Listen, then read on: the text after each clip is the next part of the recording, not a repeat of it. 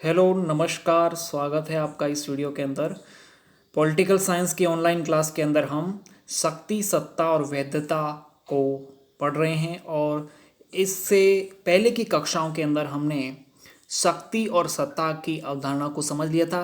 आज की क्लास के अंदर हम वैधता, लेजिटिमेसी अर्थात औचित्यपूर्णता की अवधारणा को समझेंगे और साथ ही साथ शक्ति, सत्ता और वैधता ये तीनों ही कॉन्सेप्ट या अवधारणाएं आपस में किस प्रकार से जुड़ी हुई है उसको भी समझने का प्रयास करेंगे।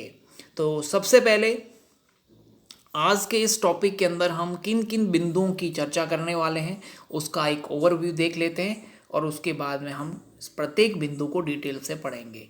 तो आज जो वैधता का टॉपिक है उस टॉपिक के अंदर हम क्या क्या पढ़ने वाले हैं। सबसे पहले हम आज वैधता के टॉपिक के अंदर या लेजिटिमेसी या औचित्यपूर्णता के टॉपिक के अंदर सबसे पहले हम इसकी उत्पत्ति की चर्चा करेंगे कि इस वैधता शब्द की उत्पत्ति कैसे हुई है उसका अध्ययन करेंगे। और फिर उसके बाद में वैधता की अवधारणा का इतिहास, वैधता की अवधारणा का इतिहास प्राचीन काल, मध्यकाल और आधुनिक काल के अंदर वैधता की अवधारणा जो है वो किस प्रकार परिवर्तित हुई है उसको समझने का प्रयास करेंगे। उसके बाद में वैधता की कुछ महत्वपूर्ण बिंदुओं की और सामान्य अर्थ की चर्चा की जाएगी। उसके बाद में वैधता प्राप्ति के साधन, वैधता प्राप्ति के साधन कौन कौन से हैं उसकी चर्चा की जाएगी। फिर आगे वाले आने वाले बिंदुओं के अंदर हम जो है शक्ति, सत्ता और वैधता इन तीनों में आपस के संबंध को जानेंगे। शक्ति, सत्ता और वैधता में संबंध है उसकी चर्चा की जाएगी और उसके अंदर ये देखा जाएगा कि वैधता जो है वो शक्ति, सत्ता के बीच की कड़ी है। फिर देखेंगे शक्ति, सत्ता, शक्ति के साथ वैधता जुड़कर सत्ता को अधिक प्रभावी बनाती है और शक्ति, सत्ता और वैधता परस्पर पूरक है। ये इनकी जो है चर्चा करेंगे अपन, ठीक है। आगे फिर जो आएगा वो वैधता का संकट, ये अपना अंतिम टॉपिक रहेगा इस चैप्टर का, वैधता का संकट। वैधता का संकट कब खड़ा होता है वो हम चर्चा करेंगे इस बिंदु के अंदर। वैधता का संकट, इसमें हम जो है लगभग जो है 4 प्रकार से जो है वैधता का संकट किस प्रकार खड़ा होता है उसकी चर्चा करेंगे। तो सबसे पहले अपन जो है वो इसके शब्द की उत्पत्ति से इसकी जो है प्रारंभ वैधता टॉपिक को शुरू कर रहे हैं। सबसे पहले देख रहे हैं इस शब्द की उत्पत्ति। इस शब्द की उत्पत्ति को पढ़ने से भी पहले आपको इसका शाब्दिक अर्थ पता होना चाहिए। वैधता जो शब्द है, इस वैधता शब्द के 2 अर्थ अगर आपको समझ में आ गए तो ये पूरा टॉपिक है वो आपको समझ में आएगा, ठीक है। उदाहरण लेते हैं अपन। ए मान लीजिए कोई व्यक्ति है और बी कोई एक व्यक्ति है, ठीक है। ए जो है उसके पास में है जो है वो सत्ता है, ठीक है। इसके पास में क्या है? सत्ता है। और बी जो है वो क्या है? अधीनस्थ है। अधीनस्थ है का मतलब है, अधीनस्थ का मतलब होगा वो सत्ता का, उसके ऊपर सत्ता का प्रयोग किया जा रहा है। ए जो है वो बी पर क्या कर रहा है? सत्ता का प्रयोग कर रहा है। तो ए क्या हो गया? सत्ताधारी हो गया और बी क्या हो गया? अधीनस्थ हो गया जिसके ऊपर सत्ता का प्रयोग किया जा रहा है। अब सत्ता जो है उसकी वैधता की अपन चर्चा कर रहे हैं। तो वैधता का मतलब यही है कि ए जो बी के ऊपर सत्ता का प्रयोग कर रहा है, ठीक है। ए जो बी के ऊपर सत्ता का प्रयोग कर रहा है ये कब तक होता रहेगा? ए जो है वो बी के ऊपर सत्ता का प्रयोग कब तक करता रहेगा?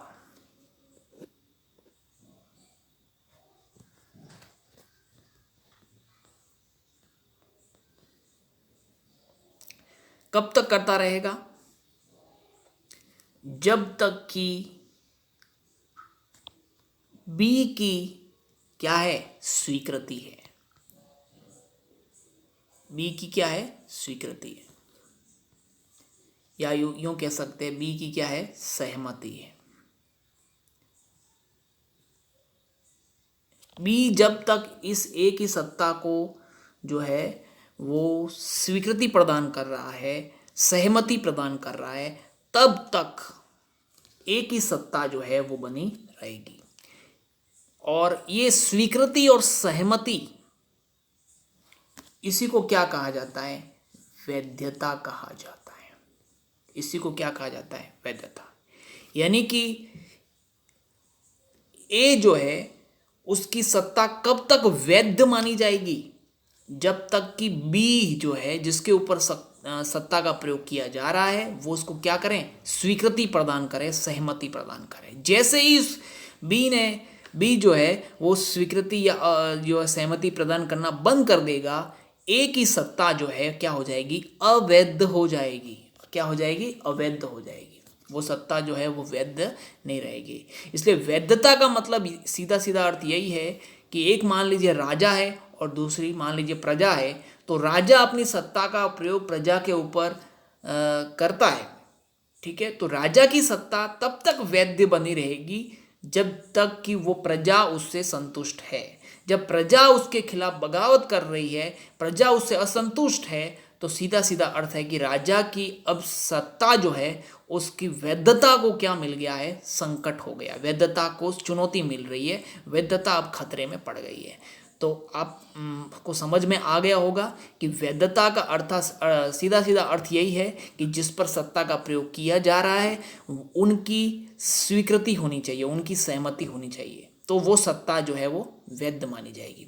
अगर सत्ताधारी की सत्ता जो है वो अधीनस्थों के द्वारा स्वीकार नहीं है, उसको स्वीकृति नहीं दी जा रही है, सहमति नहीं दी जा रही है, तो वो क्या हो जाएगी? अवैध मानी जाएगी। आई होप कि आपको ये जनरल बात जो वैधता की है वो समझ में आ गई होगी। तो अब चलिए टॉपिक वाइज अपन पढ़ लेते हैं।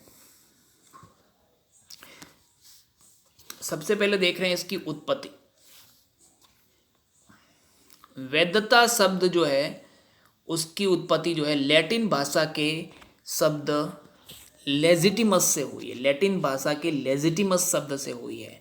वैधता शब्द की उत्पत्ति लैटिन भाषा के लेजिटिमस शब्द से हुई है, जिसका अर्थ होता है वैधानिक। जिसका अर्थ क्या होता है? वैधानिक होता है। जिसका अर्थ होता है वैधानिक।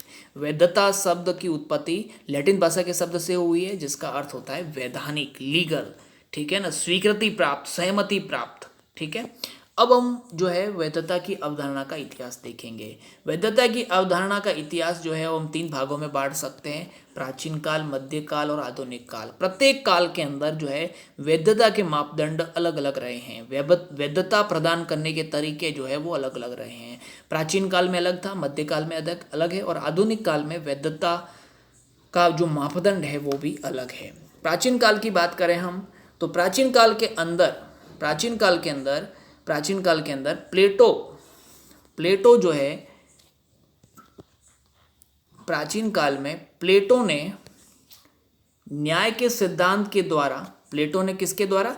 न्याय के सिद्धांत के द्वारा, और अरस्तु ने संवैधानिक शासन के द्वारा शासन को वैधता प्रदान कर दी, ठीक है ना। शासन को वैधता प्रदान करने के प्लेटो ने बताया कि न्याय का सिद्धांत, ठीक है, प्रत्येक व्यक्ति जो है वो अपना अपना कर्तव्य पालन करता रहे, इसको इसको आधार बताया, ठीक है। और अरस्तु ने कहा कि संवैधानिक शासन, प्रत्येक राज्य के अंदर संविधान के अनुसार शासन होना चाहिए, तो वो शासन जो है वो कैसा माना जाएगा? वैध माना जाएगा। हमारे जो प्राचीन मनुस्मृति और कौटिल्य के अर्थशास्त्र में भी राजा को सभी अधिकार प्रजा पालन और जन कल्याण के कर्तव्यों के निर्वहन की शर्त पर दिए गए हैं।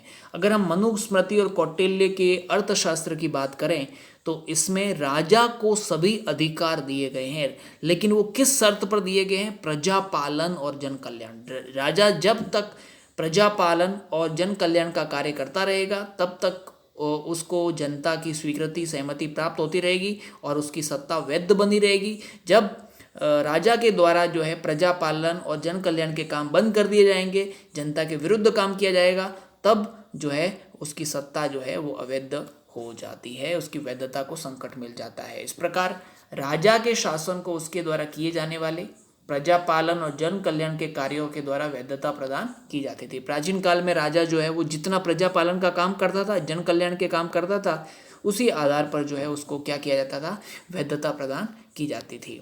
आगे बात करते हैं हम मध्यकाल की।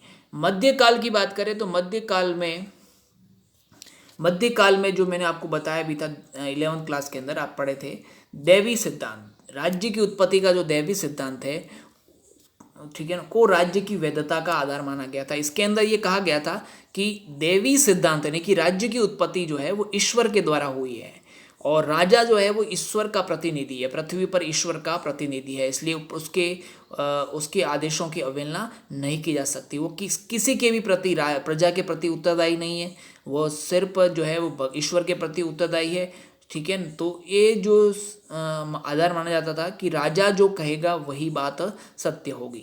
लेकिन बाद में थोड़ी सी अवधारणा बदल जाती है मध्यकाल के अंदर ही, जब हॉब्स, लॉक और रूसो के द्वारा जो है वो सामाजिक समझौता सिद्धांत प्रतिपादित किया जाता है और उसमें फिर जो है सहमति की बात आ जाती है कि सहमति को राज्य की वैधता का आधार माना गया। लोगों ने जो है आपस में मिल करके राज्य का निर्माण किया है, लोगों ने आपस में समझौता करके राज्य का निर्माण किया है, इसलिए जब तक लोग जो है आपस में उस समझौते के द्वारा बंधे हुए हैं तब तक जो है वो राज्य की सत्ता जो है वो वैध बनी रहेगी, ऐसा माना गया। उसके बाद अगर हम आज के आधुनिक काल की बात करें तो आधुनिक समय के अंदर जो है लोकतंत्रात्मक शासन है। अधिकांश देशों के अंदर जो है सर्वसम्मति से कौन सी शासन व्यवस्था को जो है वो स्वीकार कर लिया गया है, लोकतांत्रिक शासन व्यवस्था। और लोकतांत्रिक शासन व्यवस्था में वैधता का आधार क्या है? लोकतांत्रिक शासन व्यवस्था में जो है वैधता का आधार है जनता की सहभागिता। जनता की सहभागिता को राज्य की वैधता का आधार माना जाता है। जनता जितना अधिक मात्रा के अंदर राज कार्य के अंदर, राज व्यवस्था में, शासन कार्य में भाग लेती है, वो शासन व्यवस्था उतनी ही वैध मानी जाती है, ठीक है। तो लोकतांत्रिक शासन व्यवस्था के अंदर जनता की सहभागिता को राज्य की वैधता का मापदंड माना जाता है। आगे देखेंगे अपन, ये हो गया इसका इतिहास। अलग अलग कालक्रमों के अंदर जो है वो वैधता के मापदंड अलग अलग रखे गए। अब इसको और आपको ये वैधता की अवधारणा और क्लियर हो जाएगी ये इन बिंदुओं के द्वारा। देखिए, वैधता उस कारण को बताती है जिसके कारण हम किसी की सत्ता को स्वीकार करते हैं। हम किसी की सत्ता, उदाहरण के लिए राजा की सत्ता को हम क्यों स्वीकार करेंगे, उस कारण को बताती है। क्योंकि राजा क्या काम करता है, प्रजा पालन का काम करता है, जन कल्याण के काम करता है, इसलिए हम उसकी सत्ता को क्या कर रहे हैं, स्वीकार कर रहे हैं। जैसे ही राजा जो है वो प्रजा पालन और जन कल्याण के काम जो है वो बंद कर देगा तो उसकी सत्ता जो है वो अवैध हो जाएगी। आगे देखते हैं, वैधता का सीधा सीधा अर्थ क्या है? वैधता का अर्थ है सहमति से है। वैधता का अर्थ सहमति से है, जो लोगों के द्वारा किसी राजनीतिक व्यवस्था को प्रदान की जाती है। वैधता का अर्थ है लोगों की सहमति, स्वीकृति, जो लोगों के द्वारा किसी राज व्यवस्था को प्रदान की जाती है, राजनीतिक व्यवस्था को प्रदान की जाती है, किसी राजा को प्रदान की जाती है, सत्ताधारी को प्रदान की जाती है। तो ये एक प्रकार की सहमति है, स्वीकृति है, ठीक है। ये पहले भी चर्चा कर चुके हैं। आगे देखिए, जब किसी राजनीतिक व्यवस्था को लोगों के द्वारा स्वीकृति या सहमति प्राप्त नहीं होती है, क्या कह रहा है कि जब लोगों के द्वारा किसी राजनीतिक व्यवस्था को स्वीकृति मिलती नहीं मिलती है, अस्वीकृत हो जाती है, वो अस्वीकृति मिल जाती है, स्वीकृति नहीं मिलती है, सहमति प्राप्त नहीं होती है, तब वह व्यवस्था अधिक समय तक टिक नहीं सकती। वो व्यवस्था, वो राजनीतिक व्यवस्था जो है वो ज़्यादा समय तक अस्तित्व में बनी नहीं रह सकती, उसका खात्मा होना निश्चित हो जाता है, क्योंकि उसकी जो लोग हैं वो उसको स्वीकृति या सहमति प्रदान नहीं कर रहे हैं, और ऐसे में वो सत्ता जो है अवैध हो घोषित हो जाती है और वहाँ पर जो है वो सत्ता परिवर्तन हो जाता है। आगे देखिए, इसलिए वैधता जो है ग्रीन के इस कथन को सिद्ध करती है। वैधता की अवधारणा ग्रीन नाम के एक विचारक हुए हैं, राजनीतिक विचारक, उसके कथन को सिद्ध करती है। और ग्रीन ने कौन सा कथन कहा है?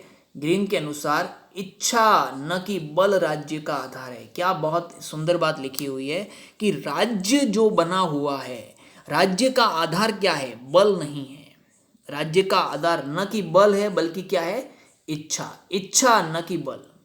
राज्य का आधार लोगों की इच्छा है। राज्य का आधार लोगों की इच्छा है। लोगों की इच्छाओं की आशाओं की पूर्ति जब तक होती रहेगी राजा के द्वारा, सत्ताधारी के द्वारा, तब तक जो है वो राज्य बना रहेगा। बल के द्वारा स्थापित किया हुआ राज्य ज्यादा समय तक अस्तित्व में नहीं रह सकता। ज्यादा समय तक किसी भी राज्य को अस्तित्व में रहता है, किसी भी राजनीतिक व्यवस्था को ज्यादा समय तक अस्तित्व में रहना है तो लोगों की स्वीकृति मिलनी चाहिए, लोगों की सहमति होनी चाहिए उस सत्ता को, तब जा करके वो जो है वो सत्ता जो है वो लंबे समय तक टिक सकती है, वैध बनी रह सकती है। इसलिए लोगों की इच्छा नहीं है तब तक वो इच्छा नहीं है तो फिर वो जो है वो कितना ही बल का प्रयोग कर ले वो सत्ता ज़्यादा समय तक अस्तित्व में नहीं रह सकती है। ठीक है, आगे देखिए। तो आपको समझ में आ गया होगा। इस कथन को देख करके भी परीक्षा में प्रश्न पूछा जा सकता है कि ग्रीन के अनुसार इच्छा न कि बल राज्य का आधार है, वैधता की संकल्पना के आधार पर इसको सिद्ध करने का प्रयास कीजिए। तो सीधा सीधा अर्थ यही है कि वैधता क्या कहती है। वैधता की अवधारणा ये कहती है कि जब तक किसी राजनीतिक व्यवस्था को लोगों की स्वीकृति प्राप्त होती है, सहमति प्राप्त होती है, तब तक वो जो है वो वैध बनी रहती है। और जब लोगों की इच्छा जो है वो उसका उल्लंघन करने लगती है जब सत्ता, तो फिर लोग जो है उसको स्वीकृति या सहमति प्रदान नहीं करते हैं और वो व्यवस्था लंबे समय तक टिक नहीं सकती, भले ही उसमें कितना ही शक्ति का प्रयोग किया जाए। इस प्रकार ग्रीन के ये कथन सिद्ध हो जाता है कि इच्छा न कि बल राज्य का आधार है। ठीक है, आगे अपन देखेंगे वैधता प्राप्ति के साधन। वैधता प्राप्ति के 4 साधन जो है होते हैं। वैधता को प्राप्त करना है, किसी भी राजनीतिक व्यवस्था को अगर वैधता प्राप्त करनी है तो उसके 4 तरीके हैं। पहला है मतदान, दूसरा है जनमत, तीसरा है संचार के साधन और चौथा है राष्ट्रवाद। इसको समझने का प्रयास कीजिए। वैधता को हासिल करने के लिए प्रत्येक राजनीतिक व्यवस्था कोई ना कोई उपाय करती है। प्रत्येक सत्ताधारी जो है वैधता हासिल करने के लिए, वैधता हासिल करने का मतलब सीधा सीधा अर्थ है अपने प्रजा से, ठीक है ना, अधीनस्थों के द्वारा सहमति और स्वीकृति प्राप्त करने के लिए वो तरह तरह के साधन अपनाते हैं। उसमें मुख्य रूप से 4 साधन है। पहला है मतदान। मतदान के द्वारा जो है वो वैधता प्राप्त की जाती है। उदाहरण के लिए हम सरपंच का उदाहरण ले सकते हैं। सरपंच जो होता है, वैसे तो सरपंच के चुनाव से पहले प्रत्येक व्यक्ति जो उम्मीदवार होता है वो ये कहता है कि मैं सरपंच हूँ। प्रत्येक व्यक्ति अपने आप को सरपंच मानता है, लेकिन जब चुनाव हो जाता है, मतदान हो जाता है, मतदान चुनाव एक ही शब्द है, तो जब चुनाव हो जाता है तो चुनाव के बाद में एक व्यक्ति जब सरपंच चुना जाता है, ठीक है ना, तो उसकी सत्ता जो है वो क्या हो जाती है, उसको क्या मिल जाती है, वैधता मिल जाती है। बाकी जितने भी शेष बचे हुए फिर कितना ही अपने आप को यह बलशाली और शक्तिशाली साबित करने का प्रयास करे, लेकिन उसकी सत्ता को कोई स्वीकार नहीं करेगा क्योंकि उसकी सत्ता वैध नहीं है। और जो जीत गया है चुनाव के अंदर, वो मतदान के द्वारा उसकी सत्ता को क्या मिल जाती है, वैधता प्राप्त हो जाती है। ठीक है, तो वैधता प्राप्ति का एक पहला साधन है मतदान। दूसरा है जनमत। जनमत का मतलब होता है जनता की इच्छा। जनमत का मतलब होता है जनता की इच्छा, जनता की इच्छाओं की पूर्ति करना। जनमत भी जनता क्या चाहती है ये राजा को या सत्ताधारी को, ठीक है ना, राजा की मैं इस शब्द का इस्तेमाल कर रहा हूँ पर ये प्रत्येक सत्ताधारी के लिए शब्द है कि जनता की इच्छाओं का जो है वो जानना जरूरी है। जो सत्ता का प्रयोग कर रहा है उसको जनता की इच्छाओं का जो है वो सतत ज्ञान होना जरूरी है, तभी तो अगर वो जनता की इच्छाओं का ध्यान रखता है तो उसको वैधता बनी रहेगी। जनता की इच्छाओं के विरुद्ध काम करने लगेगा तो उसका जो है उसकी वैधता जो है वो संकट में आ जाएगी, उसकी वैधता कम हो जाएगी।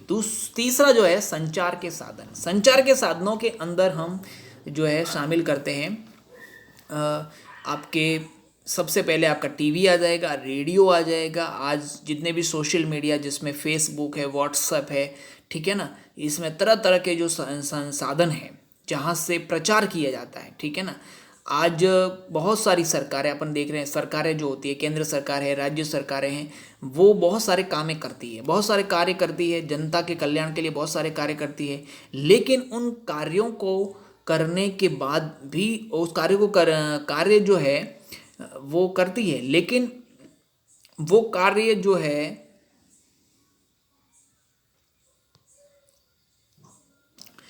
वो उसका ज्ञान लोगों को है कि नहीं है, उसका प्रचार प्रसार करने के लिए, उसका प्रचार प्रचार करने के लिए संचार के साधनों का इस्तेमाल किया जाता है। सरकार ने कोई नई योजना लाई, ठीक है, लेकिन बहुत से लोगों को उसके बारे में ज्ञान नहीं होता है, इसलिए वो ये समझते हैं कि सरकार ने तो हमारे लिए कुछ भी नहीं किया, जबकि सरकार बहुत सारे काम करती है। तो अगर सरकार जो है वो अलग अलग माध्यमों से, चाहे वो सोशल मीडिया हो, व्हाट्सएप हो, ट्विटर हो, ठीक है, फेसबुक हो, और अन्य कोई भी जो इलेक्ट्रॉनिक मीडिया है, जैसे अपने टीवी है, रेडियो है, इनके माध्यम से वो क्या करती है, अपने जो जन कल्याणकारी कार्य है उनका प्रचार प्रसार करती है। और जब जनता इन जन कल्याणकारी कार्यों के बारे में सुनती है, ठीक है, देखती है, तब जा कर के वो ये स्वीकार करती है कि हाँ, सरकार हमारे लिए बहुत अच्छा काम कर रही है, और जनता उसको क्या, उस सरकार को क्या करती है, मान्यता प्रदान करती है, उसको स्वीकृति प्रदान करती है, उसको सहमति प्रदान करती है। तो ये भी एक प्रकार का वैधता प्राप्ति का एक साधन है। दूसरा है राष्ट्रवाद। सरकारें जो होती है या सत्ताधारी जो होते हैं वो राष्ट्रवाद का सहारा लेकर भी वैधता को प्राप्त करते हैं। कोई भी उनके द्वारा कार्य किया जाता है तो वो कहते हैं कि ये हमने देश के भले के लिए किया है, ये देश के कल्याण के लिए है। और जब जनता ये मानती है कि हाँ, जब जनता ये देखती है कि हाँ, ये कार्य जो है वो जनता के जो देश के भले के लिए किया गया है, देश के कल्याण के लिए किया गया है, तो जनता जो है उस सरकार के उस कार्य को क्या कर देती है, सहमति प्रदान कर देती है, स्वीकृति प्रदान कर देती है, और वैधता प्रदान कर देती है। तो सत्ताधारी के द्वारा जो है अलग अलग प्रकार के साधन अपनाए जाते हैं, चाहे वो मतदान हो, जनमत हो, संचार के साधन हो, राष्ट्रवाद हो, और जो है वैधता प्राप्त की जाती है। आगे अपन देखेंगे शक्ति, सत्ता और वैधता में संबंध। शक्ति, सत्ता और वैधता में क्या संबंध है वो अपन देखेंगे।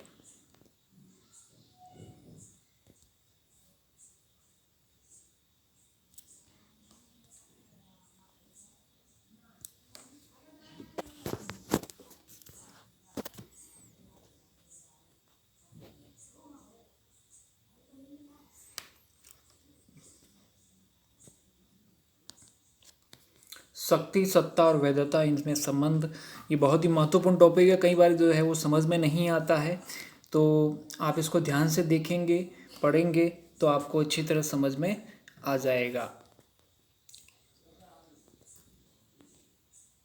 सबसे पहले देख रहे हैं शक्ति, वैधता शक्ति और सत्ता के बीच की कड़ी है। वैधता शक्ति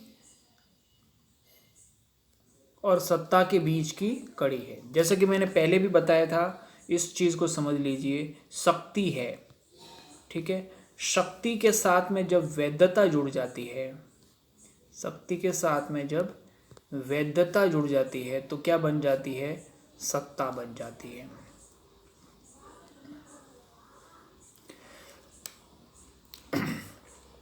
ये फॉर्मूला आपको याद रखना है। इस फॉर्मूले से आपको ये पूरा कॉन्सेप्ट जो है वो अच्छी तरह क्लियर हो जाएगा।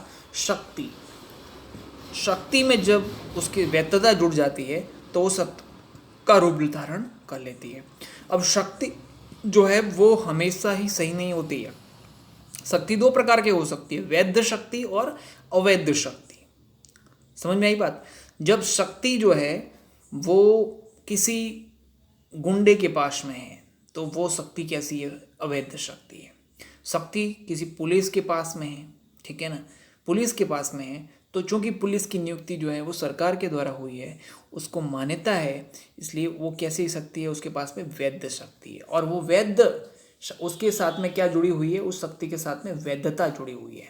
और वो वैधता होने की वजह से ही वो शक्ति किस में बदल जाती है, वो शक्ति किस में बदल जाएगी, सत्ता में बदलेगी। तो ये जो वैधता है, ये वैधता जो है वो शक्ति और सत्ता के बीच की कड़ी है। ये यहाँ पे क्लियर हो रहा है। ये पॉइंट समझाने का मतलब यही है कि वैधता जो है वो शक्ति और सत्ता के बीच की कड़ी है। ये जो वैधता है वो शक्ति और सत्ता के बीच की कड़ी है। ये आपको समझ में आ गया होगा। जब शक्ति जो है उसके साथ में वैधता जुड़ जाती है तो वो सत्ता का रूप धारण कर लेती है।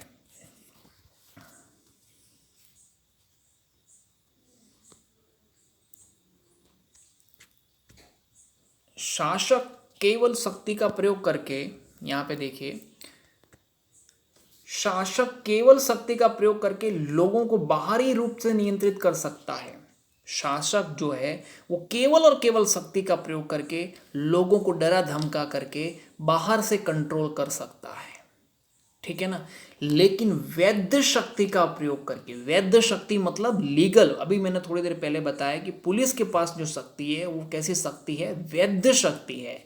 और वो वैध शक्ति जो है, जिस किसी भी शासक के पास में वैध शक्ति है मतलब लोगों की सहमति है, उस शक्ति के प्रयोग करने की लोगों की स्वीकृति है, सहमति है, तो ऐसा करके वो लोगों के हृदय पर शासन कर सकता है। केवल शक्ति का प्रयोग करके लोगों को बाहर से कंट्रोल किया जा सकता है, लेकिन अगर उसके लोगों की स्वीकृति भी मिलने लग जाती है तो वह व्यक्ति जो है वो लोगों के दिल पर राज कर सकता है, हृदय पर शासन कर सकता है। ये पॉइंट आपको पता होना चाहिए। अगर हम क्लियरली समझे तो दो प्रकार की शासन व्यवस्थाएं देखिए, शक्ति के आधार पर दो प्रकार की शासन व्यवस्था देखने को मिलेगी। उसमें जो अगर अधिनायक तंत्र की बात करें तो अधिनायक तंत्र में केवल शक्ति का प्रयोग किया जाता है। इसमें जो शासक होता है वो केवल शक्ति के दम पर, केवल डंडे की चोट पर जो है सब लोगों को जो है वो कानून का पालन करवाया करता है, ठीक है ना। इसमें केवल शक्ति का प्रयोग किया जाता है, भले उस शक्ति के प्रयोग की लोगों की उस शासन व्यवस्था को जो है वो लोगों की स्वीकृति सहमति नहीं होती भी नहीं है। बहुत से लोग जो इसको ऐसी केवल शक्ति के जो है वो उसको स्वीकार नहीं करते हैं। तो अधिनायक तंत्र में केवल शक्ति का प्रयोग किया जाता है। लेकिन लोकतंत्र की बात करें तो लोकतंत्र में जो है वो वैध शक्ति का प्रयोग किया जाता है, और वैध शक्ति को ही हम क्या कहते हैं, सत्ता कहते हैं। तो लोकतंत्र में शासन व्यवस्था का आधार क्या है, वैधता है। लोकतंत्र में लोगों के द्वारा जो वोट दिया जाता है वही व्यक्ति जाकर के क्या बनता है, शासक बनता है, ठीक है ना। जिस व्यक्ति को लोगों की स्वीकृति प्राप्त है, लोगों की सहमति प्राप्त है, वही व्यक्ति जो है वो शासक बनता है, वही व्यक्ति सरकारी पद धारण या जनप्रतिनिधि बनता है। इसलिए लोकतंत्र जो है वो वैधता पर आधारित शासन व्यवस्था है, जबकि अधिनायक तंत्र जो है वो केवल शक्ति पर आधारित शासन व्यवस्था है। ये आपको समझ में आ गया होगा। और यहाँ पर देखिए इस चीज़ को, वो जो अभी थोड़ी देर पहले मैंने आपको क्लियर की थी कि वैधता जो है वो शक्ति और सत्ता को जोड़ने का कार्य करती है। वैधता शक्ति और सत्ता को जोड़ने का कार्य करती है। देखिए यह फॉर्मूला अभी थोड़ी देर पहले क्लियर किया था। शक्ति में जब वैधता जुड़ जाती है अर्थात लोगों की सहमति स्वीकृति प्राप्त हो जाती है तो वो सत्ता में बदल जाती है। अर्थात ये जो वैधता है वो इन दोनों को जोड़ने का काम करती है, और यही हमने देखा ये बीच की कड़ी का काम करती है। यही मैंने इस बिंदु को समझने का था। तो ये आपको एक संबंध तो इनमें समझ में आ गया कि किस प्रकार से शक्ति, सत्ता और वैधता आपस में जुड़े हुए। दूसरा पॉइंट है शक्ति के साथ वैधता जुड़कर सत्ता को अधिक प्रभावी बनाती है। शक्ति के साथ में जब वैधता जुड़ जाती है तो वो सत्ता को अधिक प्रभावी बनाती है। देखिए यहाँ पर किस प्रकार से बनाती है। हम जानते हैं कि शक्ति के बिना समाज में शांति और व्यवस्था नहीं बनाए रखी जा सकती। समाज में अगर शांति और व्यवस्थाएं बनाए रखनी है तो हमें शक्ति का प्रयोग भी करना पड़ता है, ठीक है। तो शक्ति आवश्यक है। शक्ति के बिना हम समाज में शांति और व्यवस्था बनाए नहीं रख सकते। लेकिन केवल शक्ति का प्रयोग प्रभावी नहीं होता है। केवल शक्ति का प्रयोग करेंगे, अभी थोड़ी देर पहले बताया मैंने कि अधिनायक तंत्र में केवल शक्ति का प्रयोग किया जाता है तो वो शासन व्यवस्था ज़्यादा समय तक टिक नहीं सकती है। और उसका उदाहरण हम इतिहास में भी देख रहे हैं। फांसीवादी और नाजीवादी जो शासन व्यवस्था थी वो ज़्यादा समय तक नहीं टिकी रह सकी, क्योंकि उसमें केवल शक्ति का प्रयोग था, इसलिए वो ज़्यादा समय तक प्रभावी नहीं रह पाई, ठीक है ना। वो शासन व्यवस्थाएं बिखर गई। वही अगर हम आधुनिक काल के अंदर हम लोकतंत्रात्मक शासन व्यवस्थाओं की बात करें तो उसमें जो है वो शक्ति के साथ साथ जो शक्ति जो है वो केवल शक्ति का प्रयोग नहीं होता है, बल्कि जो शक्ति के साथ में लोगों की जो है स्वीकृति भी प्राप्त की जाती है, लोगों की सहमति भी प्राप्त की जाती है, इसलिए वो शक्ति जो है उसमें साथ में वैधता और जुड़ जाती है, और वैधता जुड़ने के कारण से वो सत्ता जो है और ज़्यादा प्रभावी बन जाती है। ठीक है ना। जब शक्ति के साथ शक्ति जो है वैधता के साथ जुड़कर सत्ता का रूप धारण कर लेती है, तब इस सत्तात्मक शक्ति को लोग अपनी सहमति से स्वीकार करते हैं। जब शक्ति के साथ में वैधता जुड़ जाती है और वो सत्ता का रूप धारण कर लेती है, तब इस सत्तात्मक शक्ति को लोग अपनी सहमति से स्वीकार करते हैं। ठीक है, तो ये आपको समझ में आ गया होगा। आगे बिंदु जो है वो है शक्ति सत्ता और वैधता परस्पर पूरक है। किस प्रकार से ये पूरक है, देखिए यहाँ पर, जब शासक की शक्ति सत्ता का रूप ले लेती है तो यह शक्ति शासक का अधिकार बन जाती है। फिर जब शासक की शक्ति जो है वो उसके साथ में वैधता जुड़ जाती है और वो सत्ता का रूप धारण कर लेती है, तब वो शक्ति शासक का अधिकार बन जाती है, शासक का अधिकार बन जाती है, क्योंकि उस सत्ता में क्या जुड़ी रहती है, वैधता जुड़ी रहती है। इसलिए शासन की आज्ञा का पालन करना अब नागरिकों का क्या बन जाता है, कर्तव्य बन जाता है। ठीक है ना। जब शासक की शक्ति क्या जो है उसके साथ वैधता जुड़ जाती है और सत्ता का रूप धारण कर लेती है, तो वो शासक का अधिकार बन जाती है, और साथ में जो शासन की आज्ञा का पालन करना नागरिकों का कर्तव्य बन जाता है। इसलिए ये तीनों एक दूसरे के पूरक है, यानी कि केवल शक्ति काम नहीं कर सकती, केवल शक्ति जो है वो काम नहीं कर सकती, उसके साथ में वैधता होना जरूरी है। केवल शक्ति के दम पर कोई कार्य संपन्न नहीं हो सकता, और अगर संपन्न होगा तो वो ज़्यादा समय तक टिक नहीं पाएगा, और इसलिए शक्ति के साथ साथ में वैधता भी जरूरी है। और सत्ता तो स्वयं किससे बन रही है, शक्ति और वैधता के जुड़ने से ही बन रही है, अर्थात तीनों एक दूसरे से आपस में जुड़े हुए हैं, पूरक है। तीनों जो है वो मतलब जो है आपस में इतने आपस में जुड़े हुए हैं कि इन तीनों को एक अलग अलग करना संभव नहीं है। इसलिए इनको क्या कहा गया है, शक्ति सत्ता और वैधता आपस तीनों ही क्या है, एक दूसरे के पूरक है। तो ये पॉइंट आपको समझ में आ गया होगा। पहला मैंने आपको बताया कि वैधता जो है शक्ति सत्ता के बीच की कड़ी है। फिर उसके बाद में मैंने बताया कि शक्ति के साथ में जब वैधता जुड़ जाती है तो वो सत्ता को और अधिक प्रभावी बनाती है। और नेक्स्ट पॉइंट अपन ने देखा कि शक्ति सत्ता और वैधता तीनों ही परस्पर पूरक है। आगे अपन देखेंगे वैधता का संकट। कई बार क्या होता है कि बहुत सारी शासन व्यवस्थाएं वैधता तो प्राप्त कर लेती है, लेकिन वैधता प्राप्त करना जो है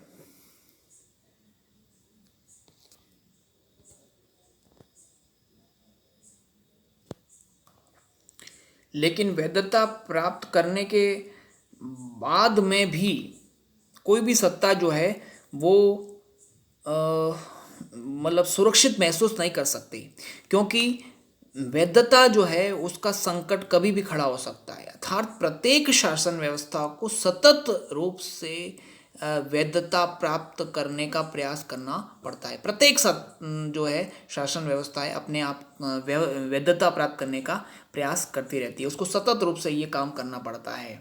क्यों करना पड़ता है, उसके कुछ 4 कारण बताए गए। उन चारों कारणों को हम समझने का प्रयास करेंगे। सबसे पहला यह है कि प्रत्येक जो शासन व्यवस्था है उसमें राजनीतिक, आर्थिक, सामाजिक, सांस्कृतिक परिस्थितियों में परिवर्तन होता है। प्रत्येक राज्य की ये सब परिस्थितियां, इनमें परिवर्तन होता रहता है। ठीक है, और उन परिस्थितियों के अनुरूप उस शासन व्यवस्था को या उस राज्य व्यवस्था को ढलना पड़ता है। अगर राजनीतिक व्यवस्था जो है वो उन राजनीतिक, आर्थिक, सामाजिक और सांस्कृतिक परिस्थितियों के अनुरूप नहीं ढलेगी तो क्या होगा, वैधता का संकट खड़ा हो सकता है। तो वैधता का संकट खड़ा हो सकता है, ये यहाँ पे लिखा हुआ है। यहाँ पर देखिए, यदि राजनीतिक व्यवस्था इन परिवर्तनों के अनुरूप ढल जाती है तो वैधता बनी रहती है, अन्यथा वैधता का संकट खड़ा हो जाता है और प्रत्येक राजनीतिक व्यवस्था को वैधता बनाए रखने का लगातार प्रयत्न करना पड़ता है। तो जो परिवर्तन हो रहे हैं उनके अनुरूप जो है राज्य व्यवस्था को ढलना पड़ेगा। दूसरा बताया गया है प्रचलित राजनीतिक व्यवस्था में नए तत्वों का उदय। कई बार क्या होता है कि राजनीतिक व्यवस्था जो चल रही है उस प्रचलित राजनीतिक व्यवस्था में कुछ नए तत्व भी सम्मिलित हो जाते हैं, नए तत्व सम्मिलित हो जाते हैं, तो इन नए तत्वों के अनुरूप भी उस राजनीतिक व्यवस्था को ढलना पड़ता है। यहाँ एक उदाहरण के द्वारा समझाया गया है कि पहले जो शासन व्यवस्था होती थी वो प्राचीन काल की राजतंत्रीय व्यवस्थाओं में लोकतांत्रिक तत्वों के उदय होने पर जिन राजनीतिक व्यवस्थाओं ने लोकतांत्रिक तत्वों को स्वीकार कर लिया अर्थात लोकतंत्र की स्थापना कर ली, उनकी वैधता बनी रही। ठीक है ना। प्राचीन काल में क्या होते थे, राजतंत्र होते थे, और राजतंत्र में धीरे धीरे क्या होने लगा, लोकतांत्रिक तत्वों का उदय होने लगा। तो प्राचीन काल की राजनीतिक व्यवस्थाओं ने जिन राजनीतिक व्यवस्था ने लोकतांत्रिक तत्वों को स्वीकार कर लिया अर्थात लोकतंत्र की स्थापना कर ली, वो शासन व्यवस्थाएं बनी रही, उनकी वैधता बनी रही। ठीक है। और जिन्होंने भी इन लोकतांत्रिक तत्वों को स्वीकार नहीं किया, उदाहरण के लिए यहाँ दिया हुआ है साम्यवादी व्यवस्था स्वयं को लोकतांत्रिक तत्वों के अनुरूप नहीं डाल पाई, इसीलिए आज उसकी वैधता है वो नहीं के बराबर है, या उसकी वैधता जो है वो बिल्कुल भी नहीं है, उसको लोगों की स्वीकृति नहीं है। जन सामान्य में ये ज़्यादा लोकप्रिय विचारधारा नहीं है, क्योंकि उसने जो है प्रचलित जो राजनीतिक व्यवस्था है उसी पर चले रहे, उसमें नए तत्व जो लोकतांत्रिक तत्व आए समय के अनुरूप उसके अनुसार जो है वो उसके अनुसार जो है ये साम्यवादी व्यवस्था नहीं ढल पाई, इसलिए इसकी वैधता नहीं के बराबर है। तो ये आपको ध्यान रखना है। ठीक है। आगे देखेंगे जो प्रचलित राजनीतिक व्यवस्था है, परंपरागत संस्थाओं और समूहों में नवीन व्यवस्थाओं, समूह और विचारों का उदय। जो परंपरागत संस्थाएं पहले से चल रही है, समूह यानी कि ग्रुप, ठीक है ना, उसमें कई बार क्या होता है नई व्यवस्था आ जाती है, समूह आ जाते हैं, विचार आ जाते हैं। ठीक है। तो उस राजनीतिक व्यवस्था को ये जो नए विचार, नई व्यवस्था, समूह जो आ रहे हैं उनके अनुरूप अपने आप को ढालना पड़ेगा। ठीक है। उनको स्वीकार करना पड़ेगा। पुराने को बनाए रखते हुए जो नए तत्व आ रहे हैं, नए विचार आ रहे हैं, नए समूह आ रहे हैं, ठीक है ना, नई संस्थाएं आ रही है, उनको क्या करना पड़ेगा, उसमें से समायोजित करना पड़ेगा। नहीं तो फिर क्या होगा, व्यवस्था का संकट या वैधता का संकट बन सकता है। देखिए यहाँ पे लिखा हुआ, जब परंपरागत संस्थाएं या समूह नवीन व्यवस्था, समूह और विचारों को स्वीकार कर लेते हैं यथार्थ उनके अनुरूप ढल जाते हैं तो वेद की वैधता बनी रहती है, अन्यथा वैधता में बाधा पहुंचती है या वैधता का संकट खड़ा होता है, या हमारी जो राजनीतिक व्यवस्था है वो नष्ट भी हो सकती है, उसके खिलाफ जो है बगावत भी हो सकती है, क्रांति भी हो सकती है। आगे देखेंगे, ये भी बहुत इंपॉर्टेंट पॉइंट है, राजनीतिक व्यवस्था से जनता की आकांक्षाएं, उम्मीदें या आशाएं। आकांक्षाओं को उम्मीदें भी कहते हैं या आशाएं भी कहते हैं। प्रत्येक राजनीतिक व्यवस्था से जनता जो है बहुत सारी उम्मीदें लगाए बैठी रहती है। जनता ये उम्मीद लगाती है कि जो है वो सरकार है या राजनीतिक व्यवस्था है हमको रोज़गार देगी, खाने पीने की व्यवस्थाएं उपलब्ध करवाएगी, हमें हमारे लिए हॉस्पिटल्स की व्यवस्था करवाएगी, हमारे लिए शिक्षा की व्यवस्था जो है अच्छी शिक्षा की व्यवस्था करवाएगी। ये सारी उम्मीदें होती है। जब जो राजनीतिक व्यवस्था है जब ये सारी उम्मीदें इन उम्मीदों पर जनता की इन उम्मीदों पर खरा नहीं उतर पाती है तो फिर वहाँ पर जो है वो वैधता का संकट खड़ा हो जाता है। फिर जनता जो है वो ऐसी राजनीतिक व्यवस्था को स्वीकृति, सहमति प्रदान नहीं करती है।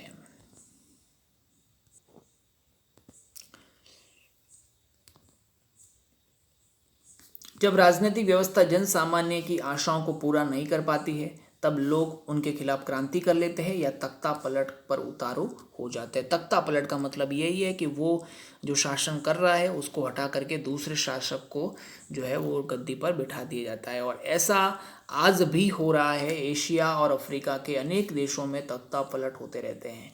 जो है शासक की जो नीतियाँ है उससे असंतुष्ट होकर जो वहाँ की जो प्रजा है, वहाँ के जो नागरिक है, वो ऐसे शासकों के प्रति जो है वो बगावत कर देती है, क्रांति कर देती है, और तख्ता पलट भी होते रहते हैं। तो प्रत्येक राजनीतिक व्यवस्था को जनता की आशाएं जो है, जनता की उम्मीदें हैं, उन पर खरा उतरना चाहिए, तो वो जो है वो लंबे समय तक टिक सकती है। तो ये है वैधता की संकट के कुछ 4 कारण। ठीक है। वो आपको पता होना चाहिए। पहला मैंने आपको बता दिया, राजनीतिक, आर्थिक और सामाजिक परिस्थितियों में परिवर्तन, ठीक है ना, उसके अनुरूप जो है उस व्यवस्था को ढलना पड़ेगा, नहीं तो फिर वापस वैधता का संकट खड़ा हो जाएगा। प्रचलित राजनीतिक व्यवस्था में जो नए तत्व आते हैं, जैसे मैंने उदाहरण देके बताया कि राजतंत्र में लोकतांत्रिक तत्वों का उदय हुआ, तो बहुत सारी राजनीतिक व्यवस्था ने लोकतांत्रिक शासन व्यवस्था को स्वीकार कर लिया, तो उनकी जो वैधता बनी रही। साम्यवादी शासन व्यवस्था ने लोकतांत्रिक तत्वों को स्वीकार नहीं किया, तो उसकी वैधता संकट में आज भी है। फिर आगे देखेंगे, परंपरागत संस्थाओं समूहों में नवीन व्यवस्थाओं समूह और विचारों का उदय। पुरानी संस्थाएं और समूह में नए विचार और व्यवस्थाएं समूह आ जाते हैं, तो उनको क्या करना पड़ता है कि उनको भी उस परंपरागत संस्थाओं समूह में समायोजित करना चाहिए, उनको भी जगह देनी चाहिए, तो जो है व्यवस्था जो है बनी रहती है, वैधता का संकट खड़ा नहीं होता। अगर नहीं देंगे जगह तो फिर वैधता का संकट खड़ा हो जाता है। फिर आता है राजनीतिक व्यवस्था से अभी थोड़ी देर पहले ही बताया कि राजनीतिक व्यवस्था को जनता की उम्मीदों पर खरा उतरना चाहिए, अन्यथा जो एशिया और अफ्रीका के अंदर जिस प्रकार तख्ता पलट होते हैं उस प्रकार के तख्ता पलट भी देखने को मिल सकते हैं।